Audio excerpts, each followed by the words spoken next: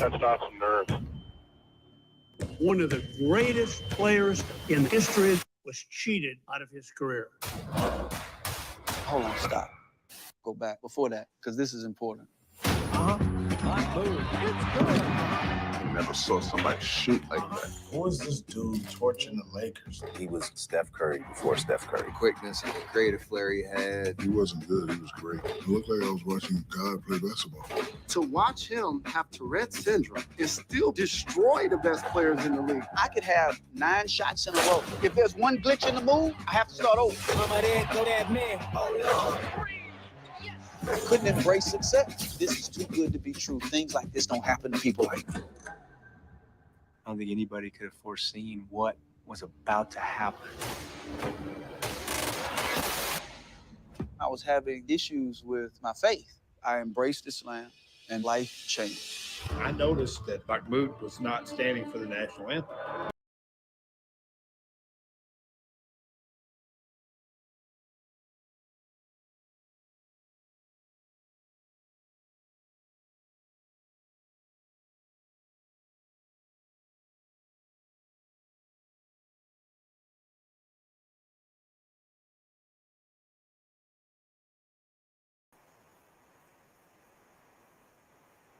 What are you doing?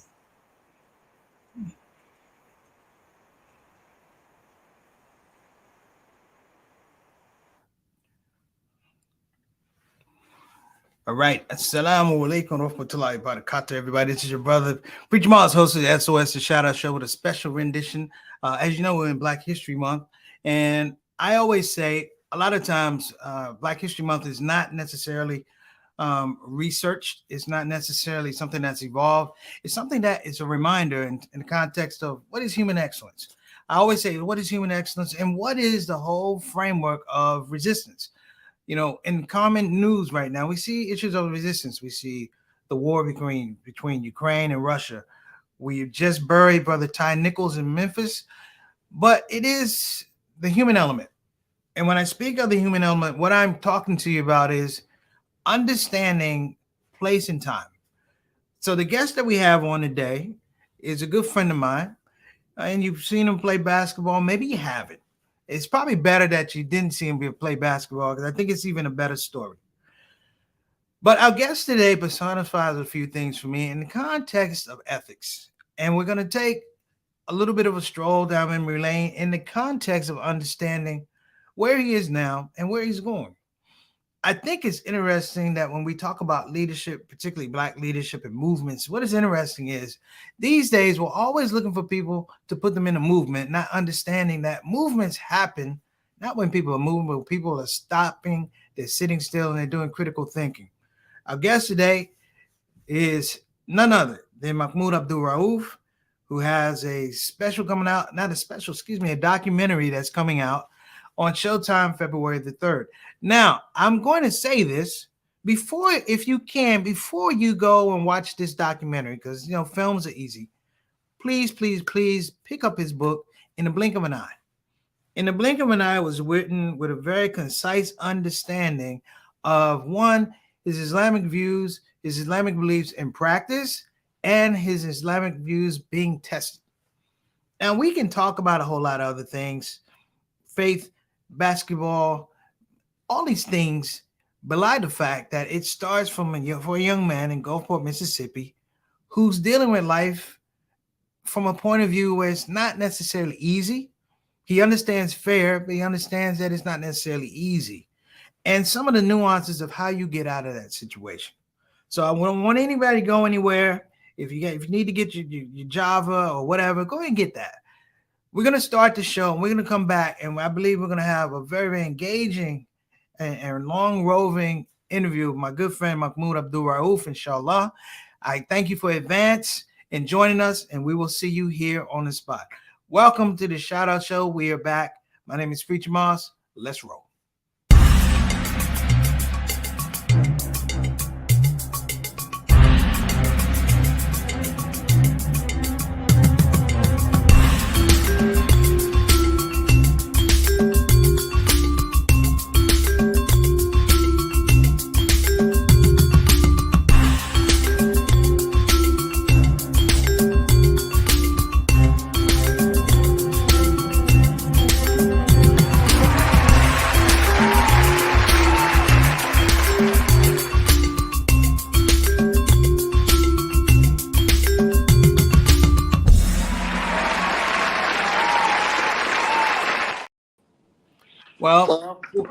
before we get started, I want to thank my Shout Out Show family. We were off air for a minute. We were on hiatus. We came back. We tried to come back strong and meaningful and with purpose. I just want to give a shout out to some of our Shout Out Show family. Here's the deal. Mahmoud, he's not on right now, but Mahmoud is an honorary member of the Shout Out Show family. You know, you are more than welcome to come back and be a guest or check out any show you want to. We appreciate you. Want to give a shout out to Sister Ree. Thanks so much for coming out on the show. Peace and blessings to you and your family. Assalamu alaikum warahmatullahi wabarakatuh. My main man, Altaf Rashid, all the way from Canada, Toronto, Canada, who is a special envoy to the show. The Shout Out Show has a special envoy from Canada. Altaf, wa alaikum assalam warahmatullahi wabarakatuh. And Sister Reese says, thank you, Mr. Guest, for coming. Want to give a shout out to my little brother, JT, wa alaikum assalam warahmatullahi wabarakatuh. Good friend, homeboy, brother Eric Carter. Thank you, man. Thank you so much for coming back and joining us. We missed you. Sister Sakina Majahid out of Charlotte. How you doing? Wa alaikum assalam warahmatullahi wabarakatuh. Thank you so much for joining us.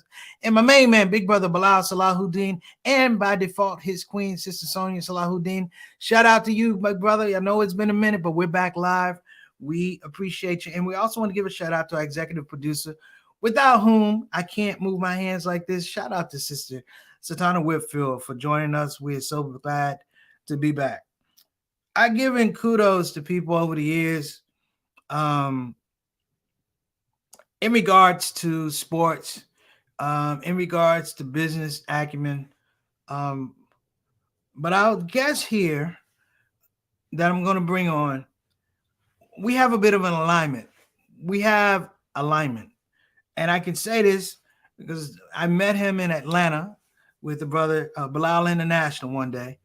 I said, where you going? He said, I'm going to go see Mahmoud. No last name. I said, Mahmoud who? He said, Mahmoud Abdul-Rauf. I said, oh, you know? He said, yeah.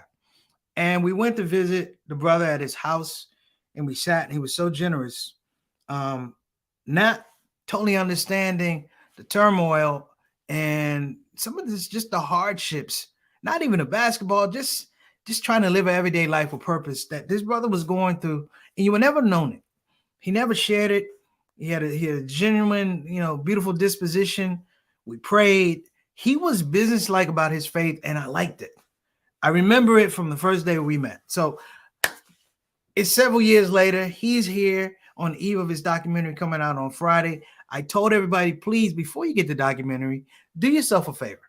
I know we all love documentaries. They're easy to watch because you ain't got to read. Some people can't read that well. Fine. Read this documentary called In the Blink of an Eye. I'm going to tell you why, because it ties into a lot of what this conversation is going to be. I think I'm more excited probably about the book In the Blink of an Eye actually than the documentary.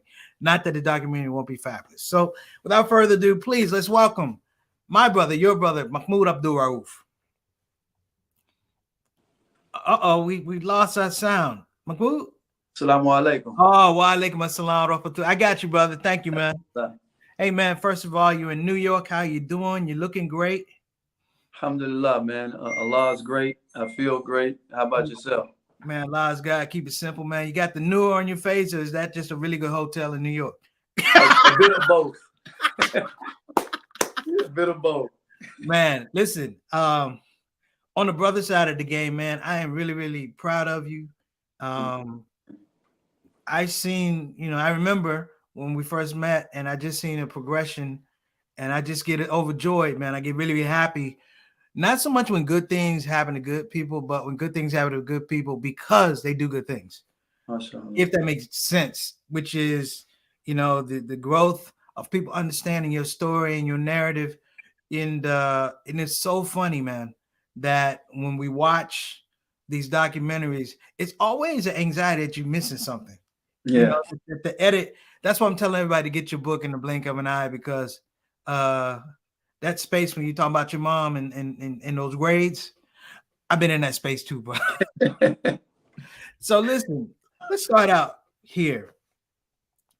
I want to start out with the hero of your book and the hero of your documentary, and that is Ms. Jacqueline Jackson. Mm-hmm. Can you fill in the blanks on that? And I have an excerpt, and I can paraphrase. Mm-hmm. You ever see that movie, Jerry Maguire?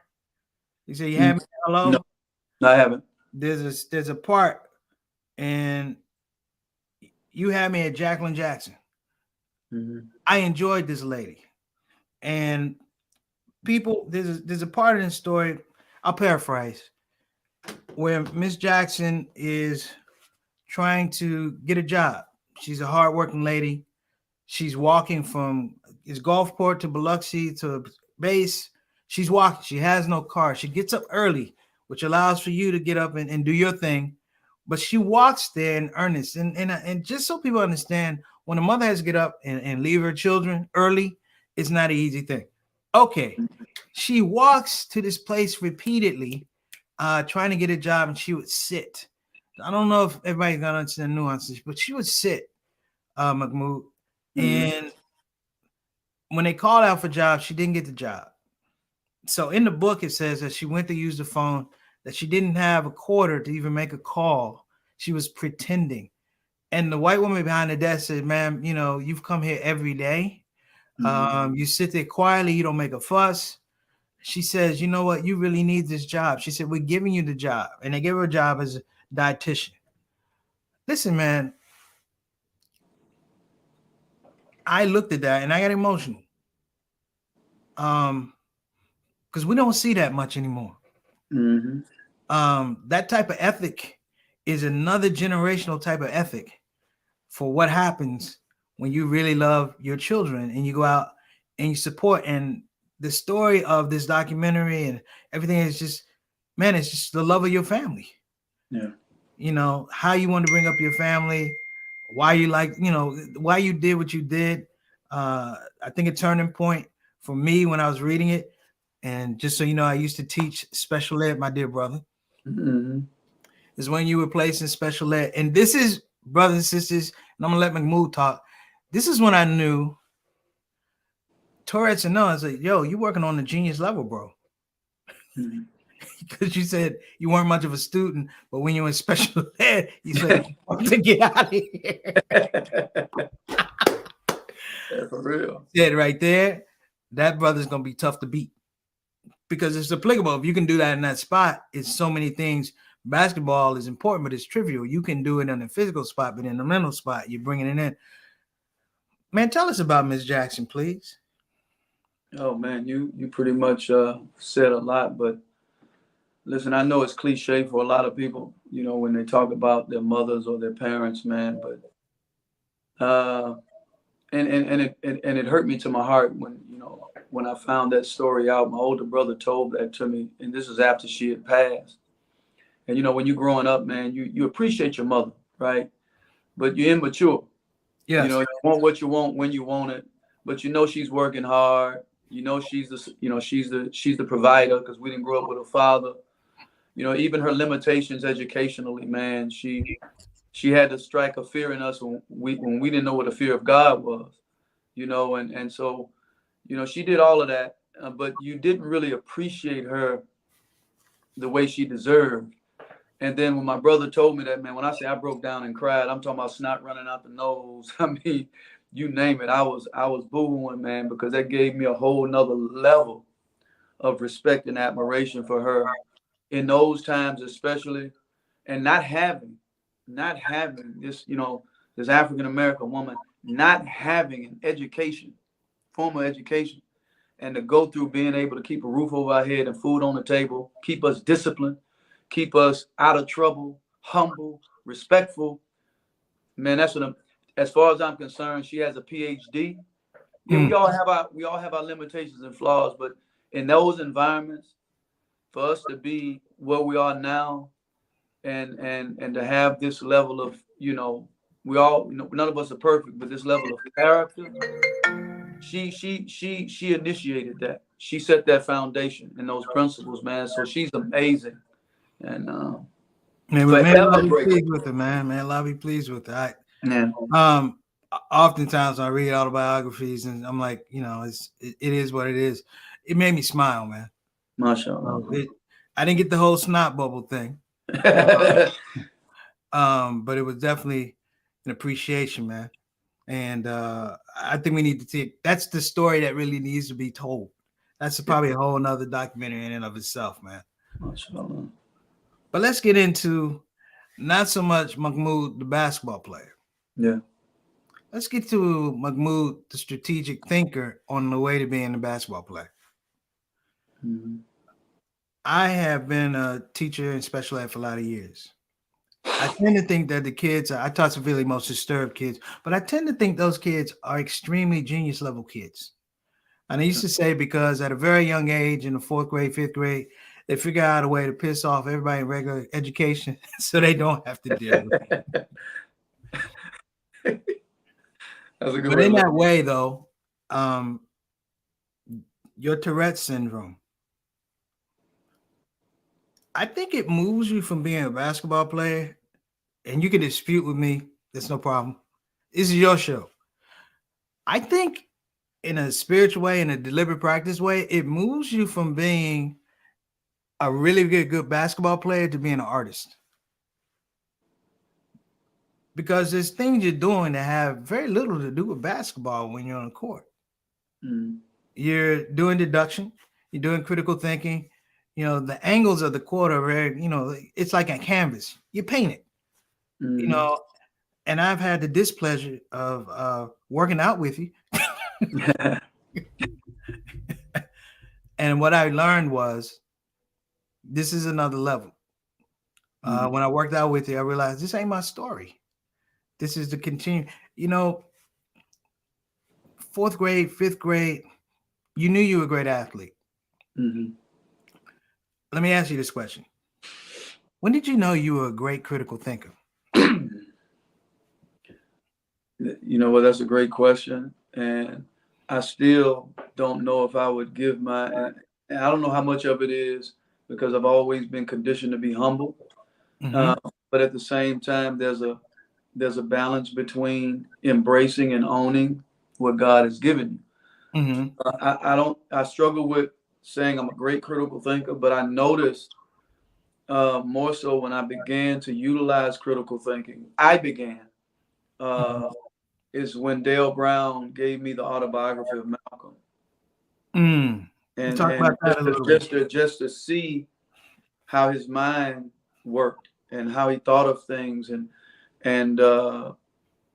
man, I couldn't put the book down, and so he had me beginning to look at the world and people differently. Mm-hmm. You know what I mean? And then that led me towards reading more. Actually led me towards embracing Islam.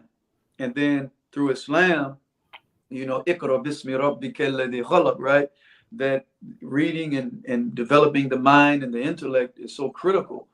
I began to read more and I began to have dialogue. And then with so many people with different academic disciplines, and introducing me to material and man, it just opens up a whole new world. And you just, you become relentless and you can't see yourself go through a day without trying to learn something. And then on top of that, seeking to apply it. And when you combine both, right, the learning and the applying, you just keep adding to it. And just like they say with anything, if you want to get good at it, you got to practice. Well, I think what was great when we did that workout outside of me finishing it, not playing again. What I really appreciated is that you said something to me, and I didn't think about it until later about the shot. Mm-hmm. And you told me about it, and it made a lot of sense later on. You told me about that when you took a shot, that if it didn't go through the hoop a certain way, make a certain sound, that you'd have to shoot it again. Yeah. That it couldn't touch the rim. Yeah. And you said it to me, your shot, it don't count if it touches the rim. I'm like, well, it's going to touch the rim. Yeah. But I thought it was really, really a beautiful soliloquy in the concept of how we look to perfect things. Yeah. So when you talk about the knowledge, you probably do this when you get a book and then you cross-reference it with another book and then you cross-reference another book, because it gives you a little bit more expertise in that space. Mm-hmm. And what I always felt was, maybe there were aspects back in that time when you first accepted Shahada and those years that followed, that you weren't in that space. I always felt, and you gave me a beautiful breakdown of what happened. It's in the book. It's in your autobiography. It's also probably going to be in the film. But when you start breaking down the Denver Nuggets and start explaining, wait a minute, this is what you said, this is what you do. That wasn't Chris Jackson or Mahmoud Abdul-Rauf. That was that kid you were speaking to when you were looking at your relatives. Why do you act this way and then you act that way? Yeah. Why is it different over here and it's different over here? And the quiet understanding of iniquity, I thought it was really good, a really good point to talk about, because you've been really attuned to inequality and iniquity for a lot of years. Yeah. Like, we've talked about it, but it's a very, very sophisticated conversation the way you put it out. And being a Muslim, and like I said, picking up your book, it's nice to see a book where people don't shy away from being Muslim. Right. And they don't challenge themselves for being Muslims. Not that I'm perfect and I know everything, but these are my core values. This is how I share myself. Because people are talking about Stan, that you stood for this, you stood for that. Then I understand, man, that you made a very, very, very, very nuanced choice about how you wanted to be perceived. And it seems like it's taken how many years for people to catch up? Yeah, I know, right? The relationship. Nobody understands the complexity of the relationship. Talk about the complexity of the relationship with America that you had at the time. And people need to understand, you didn't hate America. Right. No, well, I didn't, I didn't hate it. I just hated a lot of what they were doing. You know what I mean? And especially when I started to read more and become more attuned with, all of the ideas from all the different the people that I was reading from. But man, you're conditioned at an early age. Being black, man, you're conditioned to just play the game, right? And to be silent. And it's more about survival, but it's not living, And I felt that I didn't know how to put it in words then, but something is not right, because every ghetto you go to is mostly us. Every nice neighborhood is mostly them, and I didn't know all of these words, inequality, all of that when I was that young, but that stuff takes its toll, man. And I just, racism, the pain that it passes, it passes the pain down, and for black, and I believe this, inherently for black children, man, it's race, the pain is passed down, like trust funds and property is passed down to white children. And that stuff is generational. And so that stuff still lives with me inside. And like you said, I carried that, like not being able to put it in words, but your environment, I say this all the time, your environment, the things you consume, in terms of literature, in terms of imagery, and all of that, it has a way of molding and shaping you. You don't realize it then. And this is why later on, I began to not even be able to embrace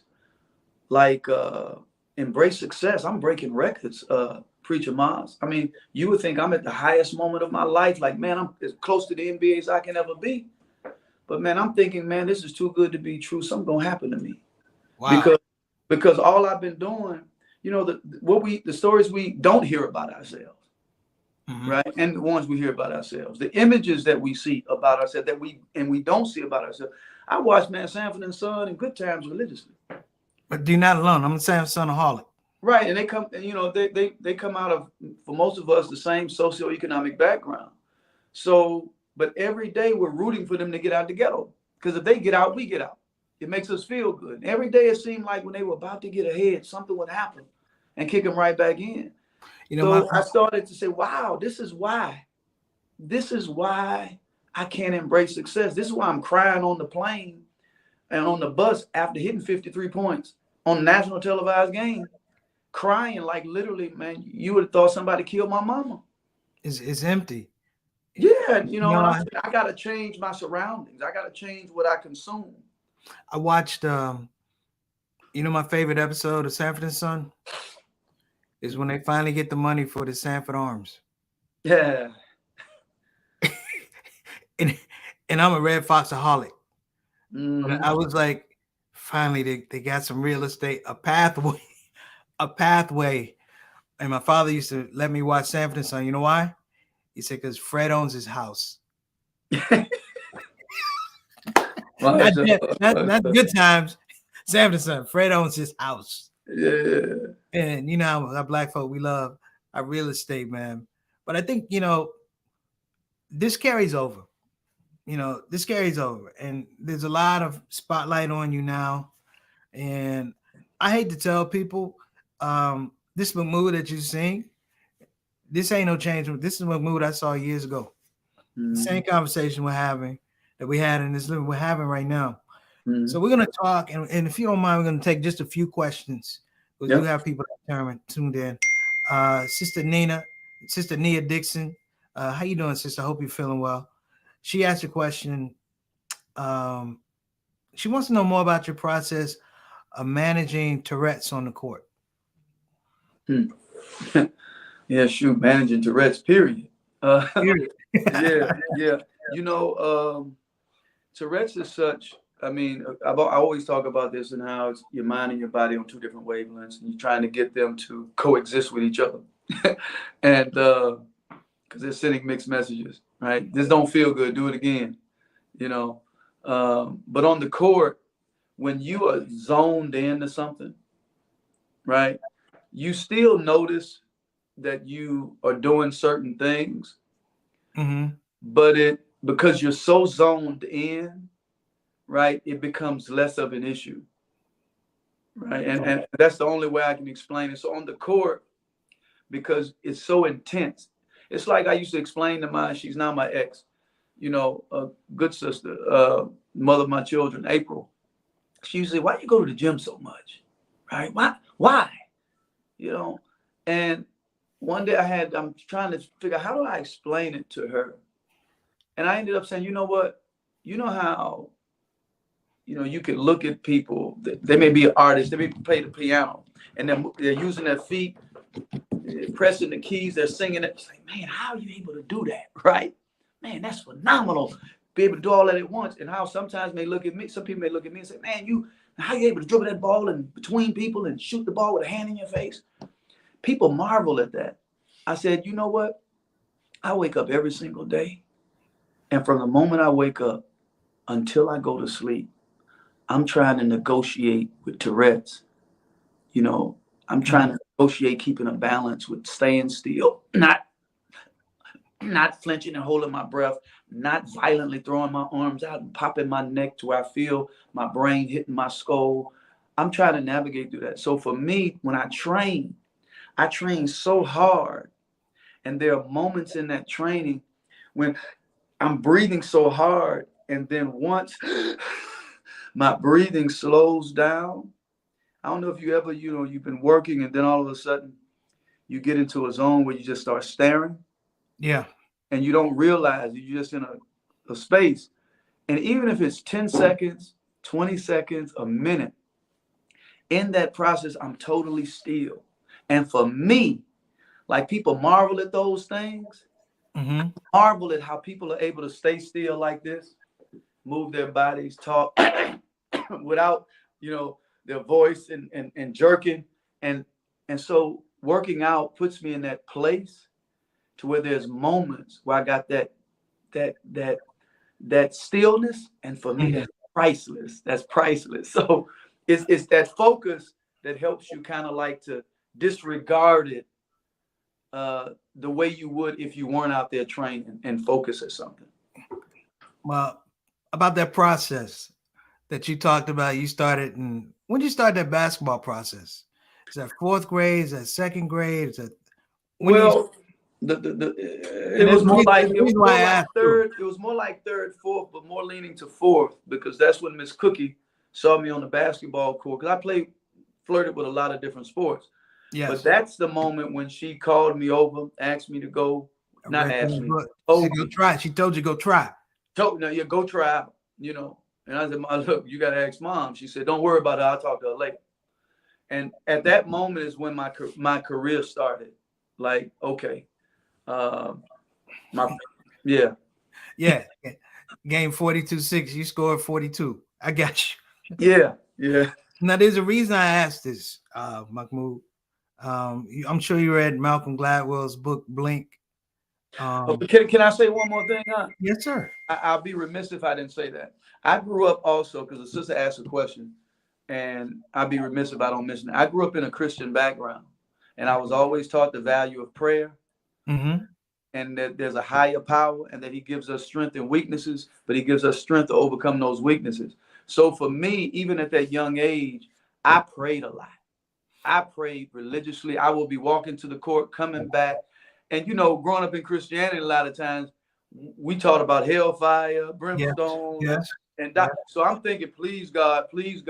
But also we taught to pray for others more than ourselves. So it's kind of like that saying, if you want to find yourself, lose yourself in the service of others, right? And more come back to you. So that also, by far, that helped me to navigate through Tourette's and just the mental imagery. Some people call it meditation, right? All of those things help. But I just wanted to add that. Well, I think it's important, and this is why I brought it up.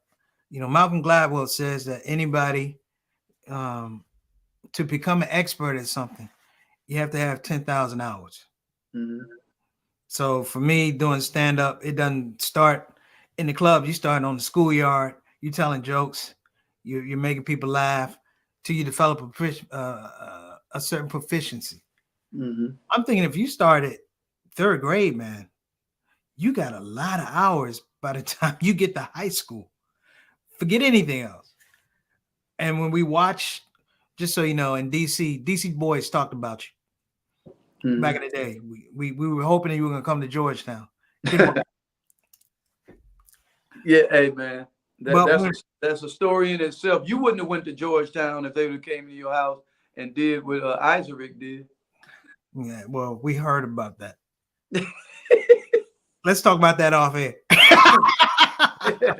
That's a whole nother story. Sorry, people, Georgetown fan. We're gonna talk about that one later. There's a reason why LSU lost to Georgetown. a little motivation, but that 10,000 hours, man. We talk about it in terms of deliberate practice. You know that people talk about the Mamba mentality. This is the Mahmoud mentality. And it's the beautiful things. You're not so consumed with it at an early age. Yes, you know that you want to play professional basketball. You've zeroed in on this is your pathway out of Gulfport. This is how you uplift your family. But you know, there's a space in there where a lot of people, they give you a particular type of resistance. And I think in some regards, you don't feel the resistance. You're moving and you're working too hard. You're not in a place long enough for somebody to hurt your feelings or cause this doubt. You're looking for the next challenge, you know. And I assume, rightly or wrongly, I'm like that has to do a lot with your success in basketball and in NBA and your transition when you were dealing with everything with the flag and standing and things like that. My brother asked a question when you were going through your situation with the Nuggets. He said, well, what was the involvement of the NFL Players Association? I mean, NBA Players Association. I mean, were they on your back? And just so you know, I used to be, before we talked in Atlanta, I used to be a big Bernie Bickerstaff fan. But after that, I wasn't a fan no more because Bernie wasn't the guy I thought he was. But can you speak to people about, you know what? It's like your mom or maybe my granddad. My granddad would get up every day and he would work knowing that at the end of the day, he didn't make enough money to feed his family. But he kept going to work because that's all they could do back then. Couldn't vote, couldn't go to school. But, you know, it's really that quotient of faith, man. You know, because this statement is not really about the NBA and the flag. You're talking about your faith. in a way that people aren't doing. They're trying to do now because it's easy, it's popular. You can put it on Instagram, but there's no Instagram back then. There's no internet. There are newspapers, and newspapers, they write the news that they want to. They write the headlines that they want to. Tell me everything they got wrong about Mahmoud Abdul-Rauf back then. Oh, we don't have enough time, huh? Give me your starting five. Well, you know, man, you said a lot though, and you said some things earlier in terms of and it's true. I didn't necessarily sit in the same place long enough, right? Because I was always looking for, and I don't mean to sound like, you know, a drug addict, but I was always looking for that other fix, you know, that other challenge, you know, not just, you know, if it's going net, I wanted to come back to me next time. Or I wanted to go hit the glass and go in. I wanted to hit the glass and go all net. You know what I mean? You know, I wanted to get so many off before a certain time. And every day trying to get faster, more explosive, work on angles, passing the ball in the field and having to go get it and wanting it to roll and hit a spot. You know what I mean? All of those things, man. Going to different places in the city and picking out the top talent, right? To play against, and always playing up, going in the rain, in the cold, you know, frostbitten hands, and what it feels like to shoot when your hands are stiff and freezing, right? The wind is hitting you coming off the beach. Can't catch your breath, about to die, you know, and still fighting through. And, you know, you always flirting, like literally every day, like, I can die today, but I got a little bit more. I know it. And so going through stuff like that, like you said too, you alluded to it, there are carryovers to everything. So this is bigger. We don't know it yet. You know, it's we plan and Allah plans, and verily Allah is the best of planners. Yes, sir. We don't know what Allah has in store for us, where He's taking us.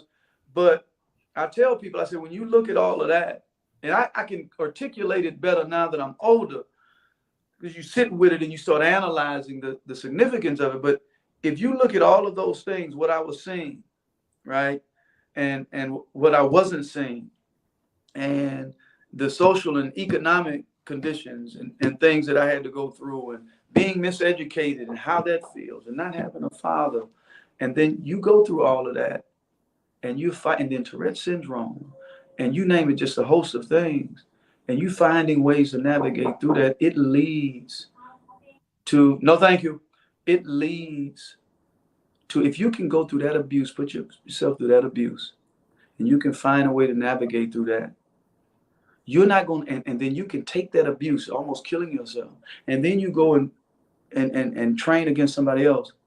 At some point, you know, Bruce Lee has a great story about carryovers. At some point, whether it's social, political, whatever, you're going to only take so much before you say, you know what, man, this is the game, like the game of basketball. You look to conquer those you play against. You're always thinking of strategy. How can I, you know, defeat this opponent, right? And they don't defeat me and get the upper edge. You start thinking that way in terms of social, politically. Like, man, I'm not going to sit back and just let you do what you want. I'm not going to put myself through this abuse and let you come on this court. You're going to have to kill me. It's going to be life or death and see who wins. And so that carries over, like, hey, man, I'm not going to keep hearing these stories about what you do in America and how you treating us, the lies you've been telling, right? And just let that slide. I got to say something about it or do something about it. It's going to be what it's going to be. It's life or death. Now, this is the thing I thought because the opening of the book deals with that whole situation with the Nuggets. Now, if I had written a book, I'd have put in your mother's part right in front when you were young, but you would have probably stopped reading after the first two chapters. We got it. The thing that's interesting is I'm reading a book. I just finished it. It's called The War of Art. And I alluded to you being an artist. That the thing that the artist fights is that we don't want to give into resistance. We don't want to give into procrastination. We don't want to leave and let it lay. And when you do that, you're constantly constructing, and in your case, rehearsing for the thing that might go bad, or rehearsing for the thing that may not work out. So life becomes a space about contingency and mastering or crafting the idea of contingency. That the ball, if the ball doesn't go in, you know which way to rebound the ball, the spin on the ball. This is not what people are doing because it's a lot of intellectual engagement that a lot of folks are doing. When I read about your story, because I took my Shahada a little bit before you. When I was reading it, what was interesting to the brothers around was like, they're not getting him. They're not getting him. This is not resistance to them per se, but it's resistance to a system. And so what happens is it's personified. People start asking questions, but back then there's no safety nets. Uh-oh. I think we lost Mahmoud. Oh, okay. There you go. We lost you for a minute. You there, Mahmoud? Yeah, I'm here. Yeah, phone Okay, call came in. Yep. Oh, no problem. Yeah, but I'm saying though, it's not even speaking truth to power. It's just recognizing that truth is power. And when we watch it, and when you see the documentary, I'm going to make a forecast about the documentary. But this is what it is. Two things. Number one, you're not going to come off as a leader. You're going to come off as a person that understands historical imperative. So you're a historian more so than people trying to paint you this thing. And this is me talking after the Colin Kaepernick thing, but we were saying these things back then in our barbershops, beauty shops. Old black women go, why don't they leave that boy alone? Why don't they leave that boy alone? And I think the fact is like there's a difference in America per se. When they can't bully you, they're confused. I'll take this. Well, go ahead and take this. You can't do this. I don't want to do this. That the recourse is difficult. In your educational process, it's very difficult. I don't know how Gulfport, Mississippi schools are in terms of education quotient, but it's not a space whereby critical thought is taught. Right. Even now when we're visiting that, nobody wants to talk about critical race theory. I knew about critical race theory when I was in my teens. What is it these days that people are really afraid of in terms of education? Because people are going to watch this documentary, Mahmoud, and they're going to be scared. There's going to be anxiety. You're not the little kid in Bay St. Louis, right? You're speaking like this is important. This means something. And now you have this platform. You're not scared.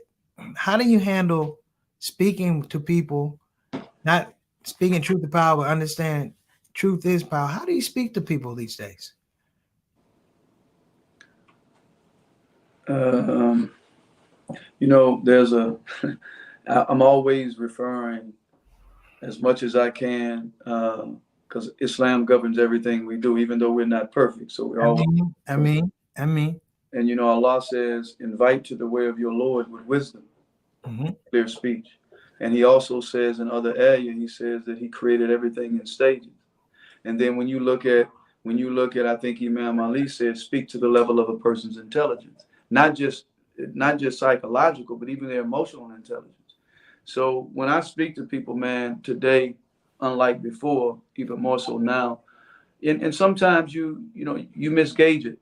But the intention is I'm trying to, first of all, when I see you, because, there's concepts of behavioral science and there's a science we have universal gestures. Even Malcolm Gladwell talks about that in Blink. Yes, sir. And there's some people you can kind of, if you just sit back and observe, people will, before they even speak, tell you a lot about themselves.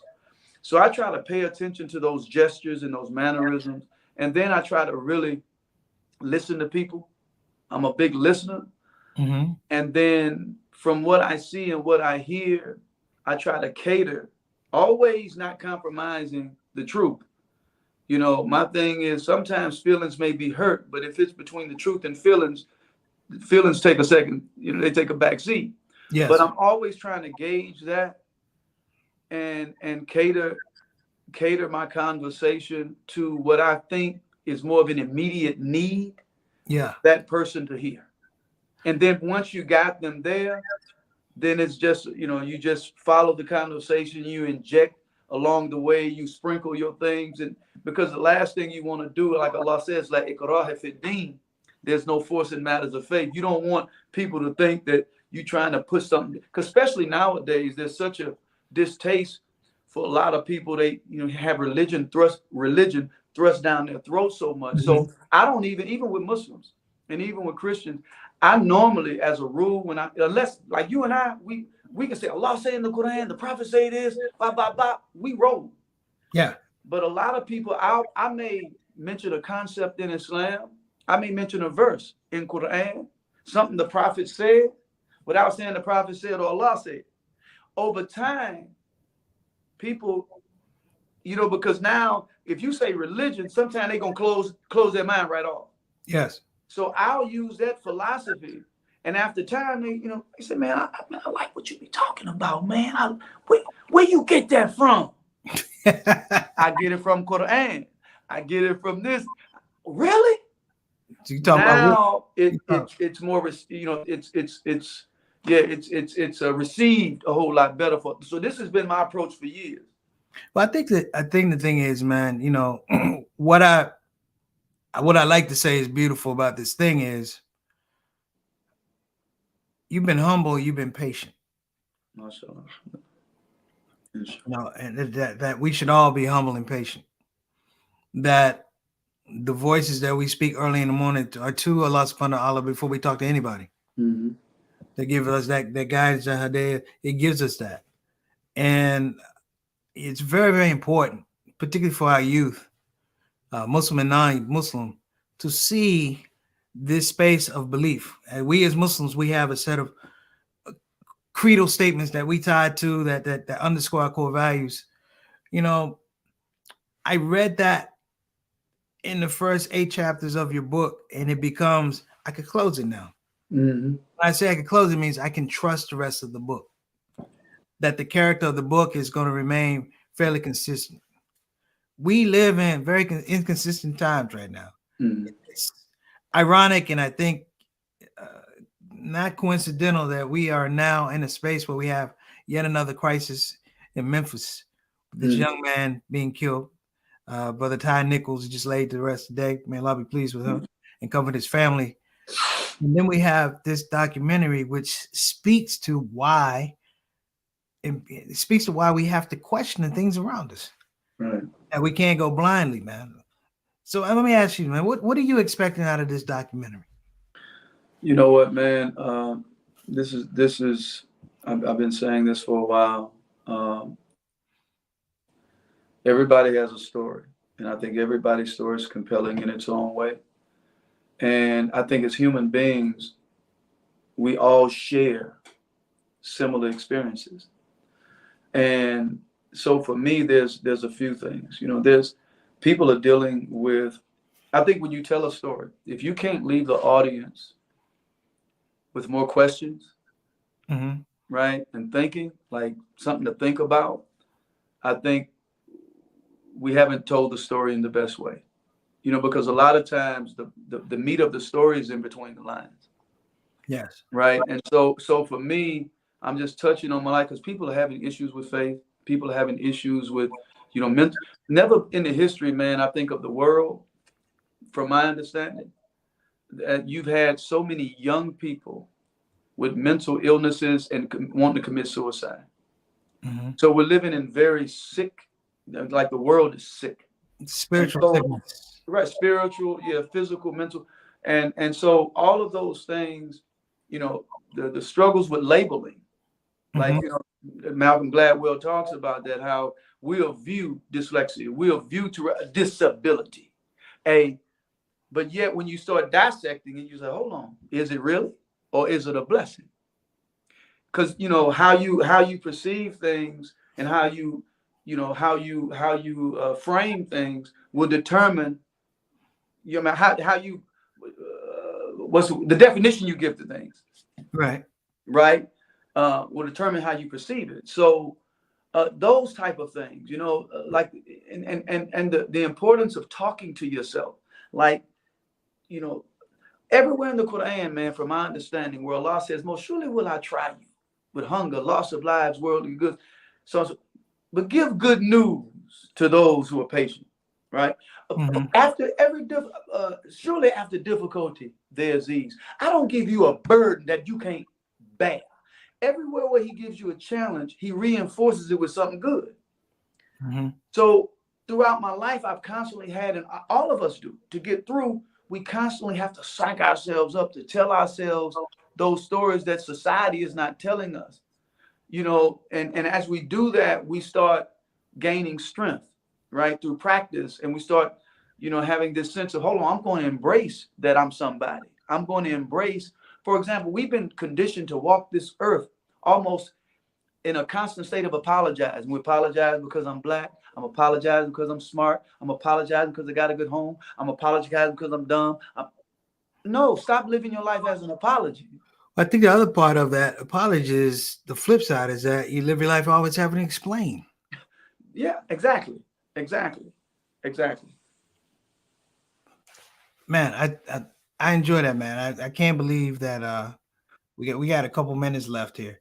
Brother Rudolph Ware. Oh, you got a shout out from my Aunt Maxine. She's the founder of Financial Independence for Blacks. Give you a shout out. Brother Rudolph Ware. Wa alaikum assalam, Brother Salim. Thank you for preaching, come joining us. Let me ask you this question, man. Mm-hmm. I'm not a big social media guy, but every once in a while, man, I catch you with a picture. And the favorite ones on your IG feed are the ones with your grandbaby. Yeah. And I can't tell who's the bigger kid. I know it, right? Whether she should be holding you or you should be holding her. Children have a way of doing that to parents, right? When they're that young. Yeah. I mean, it's total bliss.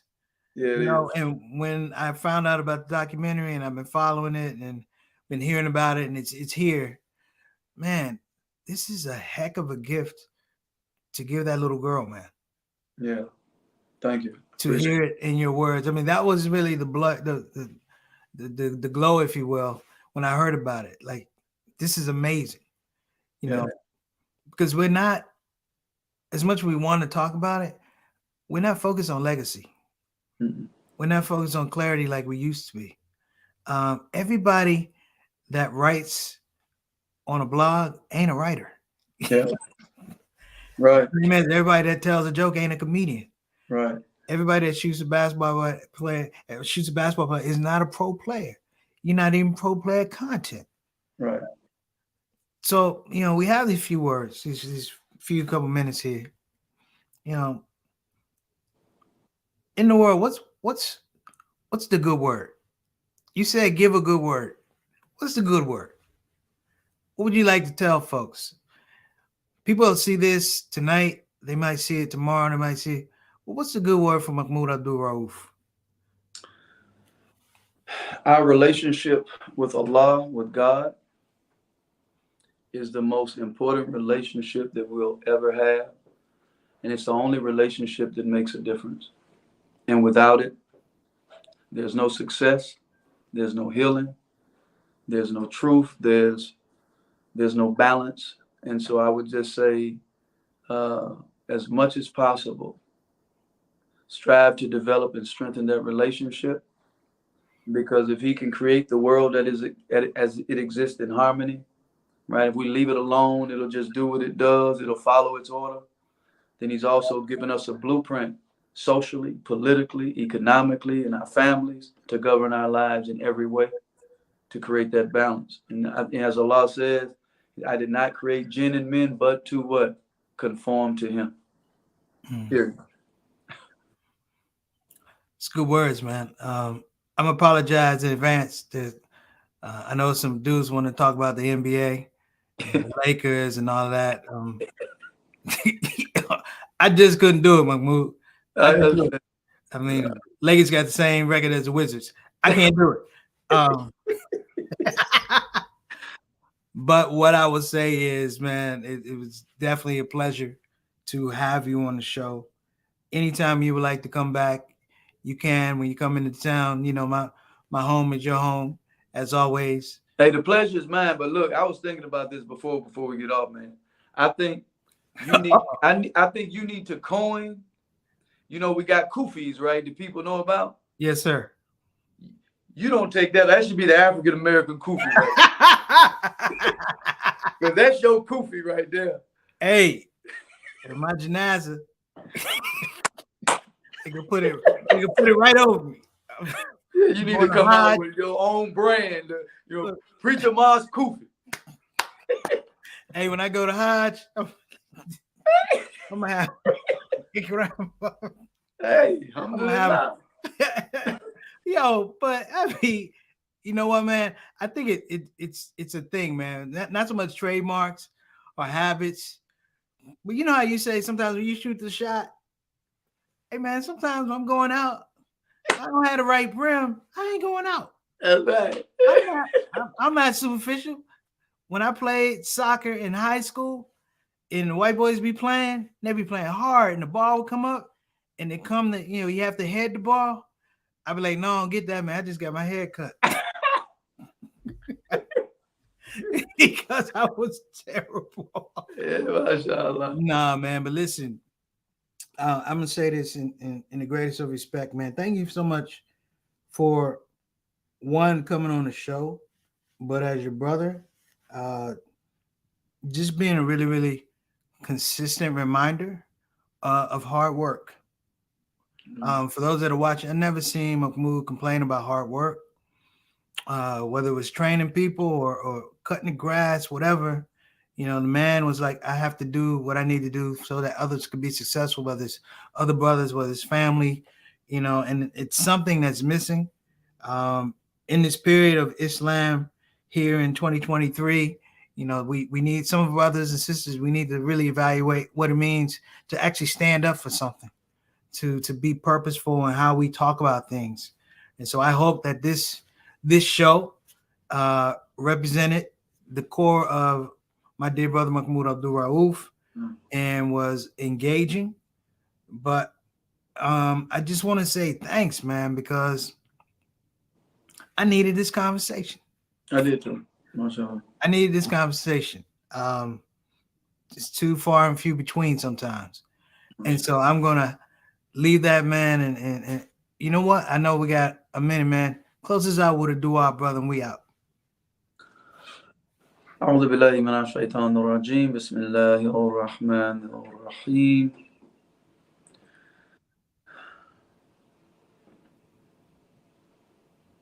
أرأيت الذي يكذب بالدين فذلك الذي يدعو اليتيم ولا يحض على طعام المسكين فويل للمصلين الذين هم عن صلاتهم ساهون الذين هم يراءون ويمنعون الماعون بسم الله الرحمن الرحيم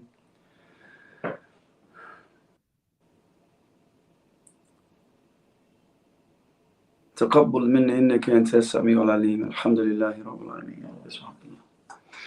You caught me on the spot. My mind went dead. All these interviews I've been doing. That's right. Well, you know, I always got something for you. I always got something for you, man. But listen, I got something actually when you come in. What size you wear? What you about? Medium? I'm just kidding. Hey, sometimes it's a small. Depending on the size, medium, small. No, I got you when you come, man. Listen, peace and blessings to you and the family, man. You know, when you come in town, I got you. Anything you need before then. People, please watch the documentary on February 3rd on Showtime. It's streaming on Showtime. I'm hoping, but I did do some research. If you have Showtime, get the Showtime Anytime app, sign up on that, and you can watch the documentary. If you're cheap and you won't, just go on the app for the 30-day trial, go ahead and do that. But the thing you should do, my brother just asked if he gets a copy of your book, will you sign it for him? I'll bring it to you. Please, please, please, please, please check out the book in the blink of an eye. And it's an amazing read. So I'm going to get out of there, my brother. You've been amazing. Thank you so much for your time. God bless you. Continued success. Your brother. Assalamu alaikum wa rahmatullahi wa barakatuh. Wa alaikum salam wa rahmatullahi wa barakatuh. All right, fam. Okay.